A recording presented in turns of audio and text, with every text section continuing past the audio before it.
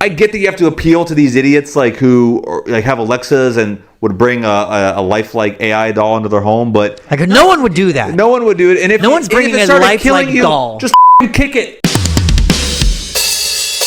What makes horror good or bad? There's a big spectrum of horror. You know, this is horror, but there's some movies maybe you wouldn't consider horror that are horror. You know, like Jaws, Alien. Yeah. Consider those horror movies. They have... I would agree with you. Yeah. What makes horror good or bad? If we want to do bad, a couple things come to mind. The first one is your movie relies heavily on jump scares. You're not setting up any tension. You're not earning the jump scares. You're classifying yourself as a horror movie simply by getting people to go, "Ha!" That's it. Yeah. Paper thin characters. Paper thin. Yeah, and you know all you're doing, all the kills are jump scary kills. No fake outs, no nothing. So that's one thing that's bad for me. Another is when your characters are so stereotypical. I can't stand it. Unless it's Cabin in the Woods. That was on purpose. Although I don't mind the newer Friday the 13th, the 09. Yeah.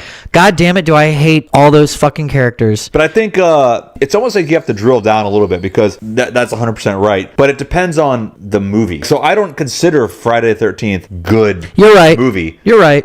You watch that almost, I consider that a category, a good slasher. Slashers are by no means, I don't think, good movies. Right. I don't think, I mean, even Halloween 78, it's not Scream's good. Yeah. I'd give Scream. Scream is a good movie. It's I guess it's a slasher technically. It's also like a whodunit. It's not like a traditional Jason, Freddy, or that. But it's almost like the Michael Myers, the Jasons. You're gonna always have that group of kids who are the stereotypes. You've already kind of surrendered the fact that those aren't going to be good I guess I do movies. have to know, when I watch Friday the 13th, I have to know that the characters are going to be those stereotypes. But there's plenty of movies that fit that description where there are bad characters. And really it's like when you have you're going to be the jock and you're going to be a jerk. You're going to be the hot chick and you're going to be dumb. You're going to be the nerd. You're going to be the token black guy or the Asian guy. It sucks formula. When they fit and then they really don't end up fleshing the character. Actually, that may be more my gripe is you give them the stereotypes but you don't flesh them out at all. They lean so heavily into the stereotype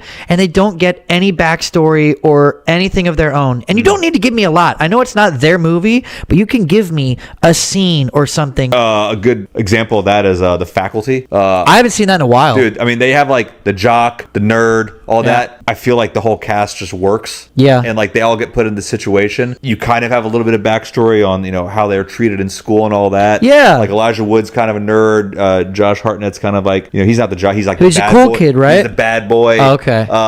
There's the football player and all that. So it has all those tropes. You have the goth girl, the hot girl. But you see them go through stuff that kind of flesh them out first, as a person. Half of the movie, getting picked on and all that stuff. But they all come together. One of the movies that's kind of guilty of this is a movie I just recently watched was Insidious or Sinister. With I'm an Ethan Hawke guy. Ethan Hawke. Yeah. Ethan Hawke Tua. Yeah. Great actor. He's so versatile. Training Day. Oh, yeah. A lot of other stuff. But this movie is just him staring at a fucking VHS or not a VHS, a camera reel and going and it just tries to get you on every jump scare. It does. He's always watching it at night, so there's always something, and he looks out, he jumps. So the whole movie, nothing happens. It's all jump scares, and I thought it was going to be so much more because they made a few of them or a couple of them or whatever. Yeah. And I'm watching it, and I'm just this movie it's terrible because there's no stakes at all in the movie. Nothing. The end happens, but again, it's one of those movies, just all jump scares. It took me out of it, and I was I'm never going to watch the other two. Something I like in horror movies are when the scares aren't too big to start. Right. I like when the scares, because this movie, the scares, they have a good bit of scares early on. This is tension too. But they're not, it's all tension. I'll say something that I like in horror movies is the situation has to be right. So new family moves in. Usually for me, the demonic things, I don't believe in demons and all that, but me neither. They lend itself to a little bit more creativity. It's not some big guy, hulking guy coming at you with a knife. It hits a little too close to home because we've all been in a dark room looking under our bed at a certain point, or maybe we've woken up from a dream where we felt something. The situation has to be right. Also a weak plot. I think you kind of touched on that too. Sinister, just very weak characters just drive me nuts. I mean, there's those movies where there's like just a couple, it really leans heavily maybe into one person, like Sinister does, and it's just not enough. Ethan couldn't even, pull it back from the grave. His wife's just bitching the whole time, and all you do is watch movies. The next one for bad, I think, would be like the predictability. I also like when a movie flips the script on that. The Friday the 13th, 2009. When the main girl that we've been following the whole movie, 3/4 of the way through when they're leaving the tunnel, gets fucking stabbed through the chest. Did not see that coming. Didn't see that coming on the first. Didn't see it coming, but I liked it. So I like that. And that Friday the 13th was by far the best. That movie was good. I thought that was I loved the tone change on Jason. I liked that he was fast. Brutal. Like, not that he wasn't brutal before, but I just loved his speed. Yeah, he was thick though. He was like big and thick. Like he was thick. So predictability. And then one big thing that could be controversial, I don't like when movies rely too heavily on just the gore and the for the shock value. And I guess a good one would be Hostel. Like, what do you? Not for me. Not for me. And I haven't seen them, but Terrifiers. Not for me. I know what happens. He just kills people, and you see blood and shit. Yeah, I heard like there's no method to the madness. Like he's literally just killing people. And then every Saw movie after the third one, gore porn. I just don't. The first two I really, really liked. Dude, so good. That's a movie I would love to see again. Is the first one? First one for sure. So the gore shock value, I think people love that stuff. I just don't think that's good. It's not strong enough for me to be like, I gotta watch 7 of these. I get it, like when it's a slasher movie, it's funny. Like Jason puts women in a sleeping bag and sets them on fire, slams them on a tree, and gets a guy in a bear trap. It's funny in that context, but some of those movies like Hostel and Saw 3 and 4 and 5 and 6, 7, 8, and Terrifier when he's chopping this girl down the middle. It's just a little. There's no creativity other than like what can we get away with. For me, that makes a bad horror movie. I also think that you need to have really good scenes. Really good pans, tracking cameras, like zooms. You need to do stuff to add. You got to do a little something more. You got to do it differently. Amp it up a little bit. Yeah. And how do you make it unique? Different from everything else that's come out. So gore, shock, and all that, that just doesn't do it for me. Another thing that makes a good movie for me, the threat reveal. Oh, you're right. When they reveal like what it is that you've been running from the whole movie. I kind of pictured Jaws and Alien, like you don't really see him. But,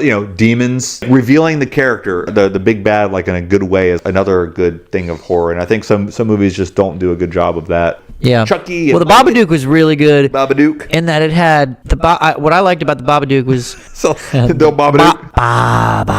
Babadook. That's what it says. Babadook is actually a really good. Not the same as Babu Freak from Last Jedi. I always thought like Ghostbusters 2 when they revealed Vigo when I was a kid, like in the painting. That fucking painting, like that reveal, scared the shit out of me. And they show the painting here and there, but when he steps out of that thing, so I think like doesn't happen often, but I think a good threat reveal will make your movie. And then the last thing for me, what makes like a good horror movie is the lack of technology. You have to have no like phones, cell phones, and Googles and all that. Every modern day movie they try to make is just so stupid. Like it's not scary. They're more campy. It's like Thanksgiving. It's just more like I'm gonna post it on Instagram. Like it ruins it. Hold my phone up and get a screen cap. It almost has to take place like in the 70s or 80s. Yep. For it to be frightening. Don't make the main characters of your movie so like Gen Z like type people. A group of like 6 kids. Yeah. I think that was the problem with I didn't see it. I think Netflix's Texas Chainsaw Massacre. That was exactly Yeah. I think it's just like a group. It leaned on that shit so like Leatherface gets on the fucking bus and it's like neon lit and shit like that, and the dude goes like, oh my god, I didn't see that. He like throws up the phone and he's like, you're recording you, bro. But then he proceeds to kill them all. Someone just got on the bus with a fucking chainsaw. No one's gonna be like, yeah, that's what you're gonna go to jail. You're going to jail, bro. Like you can't do this. Yeah, that's what they think. So I think that's a huge thing. Like probably why I love like every movie in the 90s and before. So yeah, there's just the lack of technology just makes it elevates not only horror but like every movie. I know what you mean, and I know that there's a lot of movies that try and integrate the tech and the new stuff into their movie. Some do it right. Others, they try and do it just to like fit in with that crowd. Appeal. Yeah. To, like, you've got to use it wisely, but don't make it like comedic effect, like for comedic effect. That Texas Chainsaw thing just sounded fucking stupid. It's bad. But the movie relied so much on like that aspect, that everyone is using their phones and that it was social media and a lot of stuff. Like, you're dumbing down your characters for a joke because this is what kids do now. If you're going to include it, make it serve a purpose. Yeah, I mean, it kind of goes back to like how they had to make that new Chucky, the new Chucky movie with AI. How they had to make it like AI and shit. And it's like, what do you like? I get that you have to appeal to these idiots like who like have Alexas and would bring a lifelike AI doll into their home, but like no one would do that. No one would do it. And if no one's bringing a lifelike doll, just fucking kick it. Just like Annabelle, just fucking kick it. You know, if the killer is sending me like Thanksgiving DMs with my boy's head on a plate, call Mark Zuckerberg and figure out a way to track this asshole.